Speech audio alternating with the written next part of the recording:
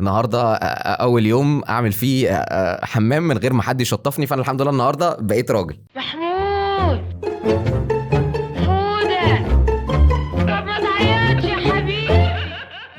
اكيد كل واحد فينا اشتغل شغلانه على الاقل خالص مره، فالشغلانه اللي انت بتشتغلها اول مره دي هي اكتر شغلانه تقريبا انت بتفتكر التفاصيل بتاعتها، واكتر حاجه يمكن كمان بتفتكرها هي اول مرتب انت قبضته من اول شغلانه انت اشتغلتها. احنا عندنا في العيله في حاجه كده معينه، ان انت مش راجل لحد ما تشتغل، حتى مهما انت عملت اي حاجه خالص ولازم تنزل تشتغل. فعشان خاطر اثبت ان انا راجل في ثالثه اعدادي نزلت اشتغل في شركه مع واحد صاحبي كانت والدته شغاله في الاداره في الشركه دي، وهو قال لنا يا جماعه انا بنزل اشتغل كل شهر يعني وبتاع. وبعدين بقى كمان ايه الناس والامهات تبقى تبص للعيال بعض، اللي هو انت عمر بينزل يشتغل وانت بتشتغلش يا كان لازم نشتغل زي صاحبنا ده. فقلنا خلاص طالما احنا هنتقارن بصاحبنا ده ان هو راجل، فاحنا ننزل نشتغل معاه في نفس الشركه. هو كان شغال في شركه اسمها الشركه الالمانيه لصناعه الورق اللاصق. الشركه دي هي مسؤوله عن كل الستيكرز اللي تقريبا بتتعمل في الحياه، الحاجات بقى اللي بتلزق على ازاز الكاتشب، التيكتس اللي هي بيتكتب عليها بقى الاسم هابي نيو يير ومش عارف ايه والحاجات دي كلها. الشغلانات بقى اللي احنا كنا هنشتغلها هي كانت عباره عن شغلانه من الاثنين. الشغلانه الاولانيه الورق اللي هو الستيكرز دي كانت بتيجي في رولات كبيره قوي بجد، حجمها عملاق، يعني حجمها مثلا قد بتاع ثلاجتين جنب بعض بنفس الطول والعرض مثلا. واحنا المفروض كنا بناخد الرولات دي بنطلعها على مكنه اسمها مقصات، والمكنه دي المفروض ان هي بتقص الورق عادل عشان خاطر يروح بقى يطبع عليه ويتعمل الكلام ده كله. ففي كانت شغلانه ان حد بيبقى واقف على الورق بتاعت المقصات دي، بيبقى ماسك كتر او موس يعني، ويبتدي يقطع اللي هم كام اول طبقه من الطبقات اللي ما بتنفعش في الرول عشان خاطر ما نعملش يعني ايه مجهود اكتر يعني. فكان بيبقى في واحد واقف ماسك الكتر بتاع البتاع ده على المقصات، وبيبتدي يقطع الورق ده ويرميه لورا. طبعا انتوا تبقوا فاكرين ان كانت اول شغلانه اللي هو ان انا ابقى الولد الواقف بيقطع الحاجات دي بالموس يعني او بالكتر، بس لا انا ما كنتش شغال بتاع ده، انا كنت ببقى اللي موجود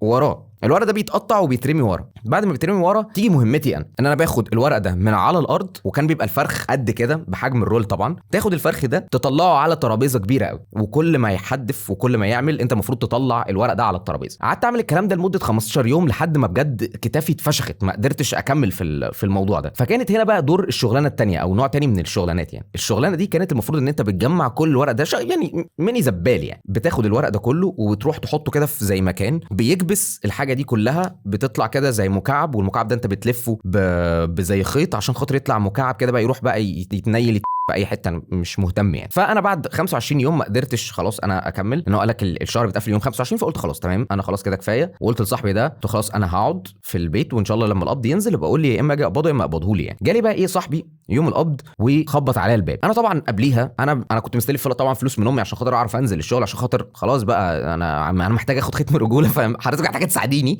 فطبعا الست مشكوره ساعدتني، وخلاص بقى انا قلت لهم يا جماعه خلاص الفلوس اللي انا هقبضها دي هعزمكم على حاجه، وهنجيب وجبه من كنتاكي، وانت عايز انت نفسك في ايه اتمنى اؤمر واتمنى، انا هجيب لك كل اللي انت عايزه. وخلاص بقى بجد شخت مني على الاخر يعني. لقيت الباب بيخبط، صاحبي واقف على الباب ومديني ظرف قد كده مقلبز. فقلت لا ده الدنيا ضحكت لك يلا ده انت الدنيا ضحكت لك يلا، ايه ده انا هعمل ايه بكل ده؟ خدت منه الظرف وقال لي طب مش عايز تيجي تنزل تاني؟ قلت له لا انا كده خلاص، انا الحمد لله خلاص خدت ختم الرجوله الحمد لله رب العالمين. النهارده اول يوم اعمل فيه حمام من غير ما حد يشطفني، فانا الحمد لله النهارده بقيت راجل. اداني الظرف المقلبز ونزل. انا دخلت فتحت الظرف قدام امي، وهنا لقيت المفاجاه في الظرف ان كان القبض 125 جنيه كلهم ارباع. انا اول ما شفت المبلغ اقسم بالله العظيم ثلاثه انا صارت عليا نفسي فشخ، وقعدت اعيط واقول لامي بصي يا ماما بصي 125 جنيه هو يعني والله العظيم ثلاثة انا ايديا اتقطعت، وكتافي يا ماما كتافي والله العظيم ثلاثة من كتر ما انا قاعد عمال بشيل وبحط، والراجل الرغاي وجعلي دماغي والله العظيم،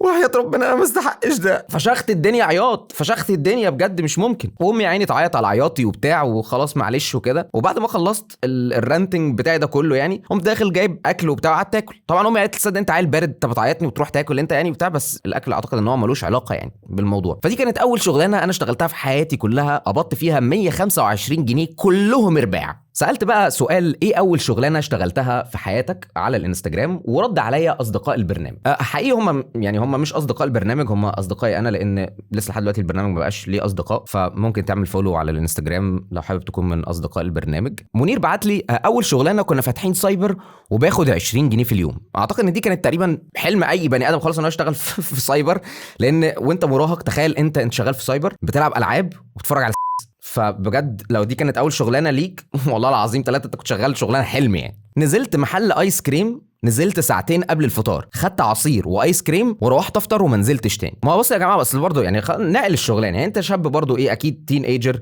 شغال في محل ايس كريم، نزلت ساعتين كنت هتفطر اصلا من كميه الايس كريم والعصير اللي انت شفتهم دول، فانت خلاص خدت حقك يعني عصير وايس كريم ورحت بقى خلاص، قلت ما نزلتش تاني بقى خلاص عشان الواحد ايه يحافظ على صيامه يعني. 300 pounds inbound sales في اكسبيديا كندا. طبعا يا هاجر عشان خاطر يعني اكيد لازم تاخد 3000 جنيه اذا كنت انت هتشتغل في شغلانه اسمها انباوند سيلز في اكسبيديا كندا، لازم طبعا تاخد 3000 جنيه. فما اعتقدش ان دي هتبقى يعني شغلها امتى، ده اول امبارح ده ولا ايه، ولا احنا اللي كنا بنشتغل بمرتبات متخلفه ولا ايه الكلام ده. عملت لوجو ب 20 جنيه. هو غالبا عمل اللوجو على حته ورقه، لان هو لو كان شاحن وبعت نت وبتاع والكلام ده كله كان هيبقى الموضوع مكلف اكتر من 20 جنيه اللي هو خدها يعني. بالمناسبه يا جماعه، رامز اللي بعت لي اللي هو عمل لوجو ب 20 جنيه ده، انا اتعرفت عليه عن طريق فيديو كنت عامله على تيك توك، وكنت حاطط حاجه في الفيديو كده اللي هو كنت عامل ده اللي هو المرال بتاع السواق، وطلع ان رامز يا جماعه هو اللي عامل الديزاين ده.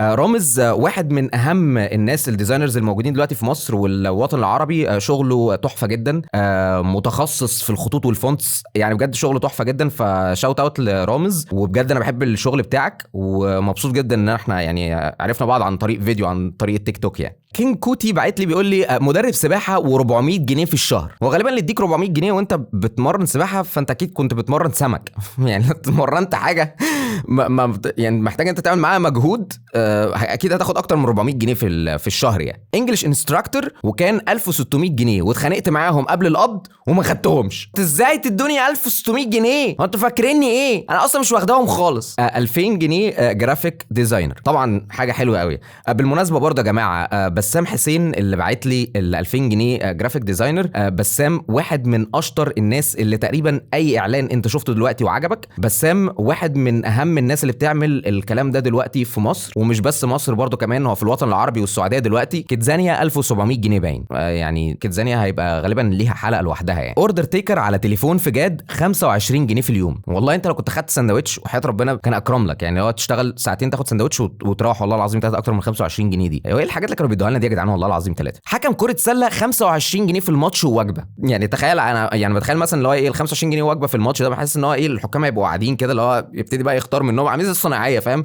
اللي هو بيبقى قاعد بالشواكوش وبالحاجات بتاعته دي وبتاع والعده وبتاع، يجي حد يختار ايه تمام، لا كويس ده طويل ينفع حكم سله، لابس اسود مخطط فتمام، اديله 25 جنيه واكلوه يا جدعان النبي بعد الماتش عشان خاطر الراجل جري وقعد صفر وبتاع فتعب يعني، واكلوه النبي. كانت فرنة فينو في الشارع واشتغلت معاهم في رمضان اسبوع تقريبا وخدت 100 جنيه. طب والله العظيم جدع. عامه برضو محمود عماد اللي بعت لي بتاع فرنة الفينو دي، محمود من اشطر واهم الناس دلوقتي اللي بيعملوا لقاءات والمذيعين اللي بيعملوا لقاءات مع الفنانين، شاطر جدا وشاوت اوت لمحمود. كيب اب ذا جود ورك وايم سو براود اوف يو. مش شغلانه، هي كانت خدمه لخالي، انقل خشب من العربيه، خدت 20 جنيه وحاجه ساعه. هو غالبا خاله كان مكسل يعني ينقل الخشب اللي هو جابه في العربيه وهو كان عنده، فبرضه الراجل كان كده هيقدم له مشروب يعني، فقال له بقول لك ايه، طب ما تاخد 20 جنيه وحاجه ساعه وتطلع لي الخشب عشان بجد مش قادر كارف. صبي نجار وكنت بقبض 10 جنيه مع جدي، والموضوع اتطور وبقيت معايا الصنعه بس مش بشتغل بيها. عامه احمد عماد والله كلام بجد يعني، انت المفروض تشتغل بيها. اديك شايف النجار الحمد لله رب العالمين بتعمل ايه. لا عامه بكلم بجد، اي حد بجد معاه صنعه والله العظيم ثلاثه يكون غلطان لو ما اشتغلش بالصنعه دي، فيعني ريكونسيدر الموضوع ده، والدنيا دلوقتي اوسع تقدر تعمل حاجات احسن تحفه يعني. صبي مع صنايعي بيصلح الاجهزه الكهربائيه وكنت باخد 50 جنيه في الاسبوع، وسبته علشان كان بخيل والفيسبا بتاعته كانت بتعطل كل شويه، وبنزل من وراه واقعد ازقه لحد ما يدورها واجري ونفسي يتقطع. هو غالبا والله العظيم ثلاثه يعني ده بقى يا جماعه، ده والله العظيم ثلاثه ده التشايلد ابيوز يعني. هو بيديله 50 جنيه في الاسبوع ومكانته بتعطل وهو غالبا جايبه يزقها له يعني. هو لو كان والله العظيم ثلاثه اشترى له مثلا حصان ولا حاجه، كان الحصان عامه كان ياخد اكتر من 50 جنيه في الاسبوع، كان ياخد تقريبا اكتر من 50 جنيه في اليوم اكل يعني، فهو كان بالنسبه له زياد ارخص من الحصان. عامة الشغل في مصر بجد حاجة صعبة جدا، بس ان انت تكون شغال وبتكسب من عرق جبينك ومفيش حد بيديك جنيه، دي حاجة حلوة قوي. بس ما تخليش حد يضحك عليك ان انت عشان خاطر دي اول شغلانة يبقى هو ياكل حقك ولا ياكل تعبك ولا اي حاجة زي كده.